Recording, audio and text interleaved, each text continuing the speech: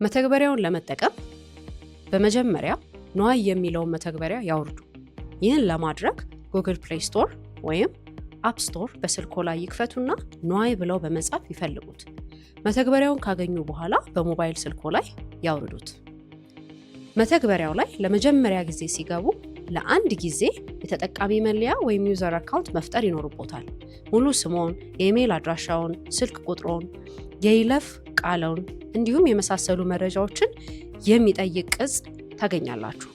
አስፈላጊውን ዝርዝር መረጃ በሙሉ መሙላቶን ያረጋግጡ።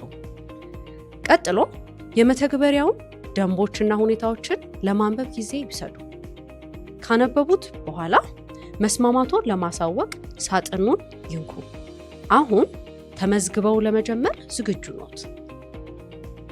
በመቀጠል ለአንድ ጊዜ የሚሰራ የይለፍ ቃል ወይንም ኦቲፒ በሰጡት ኢሜይል ላይ ይላክሎታል። ኦቲፒውን በመጠቀም መለያውን ያረጋግጡ።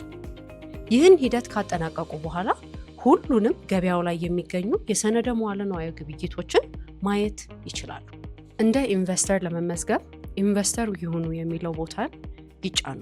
ይህም ወደ ገበያ አገናኝ አባላት ማለትም የኢንቨስትመንት ባንክ፣ የሰነደ መዋዕለ ንዋይ አገናኞች ሴኩሪቲ ብሮከርስ፣ የሰነደ መዋዕለ ንዋይ ከዋኝ ሴኩሪቲ ዲለርስ ወደሚመርጡበት ገጽ ይመራውታል።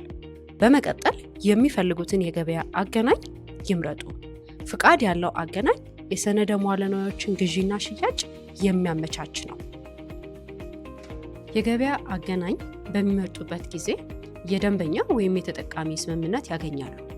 ስምምነቱን በጥንቃቄ እንዲያነቡና ደንብና ሁኔታዎቹን እንዲቀበሉ ይጠበቃል።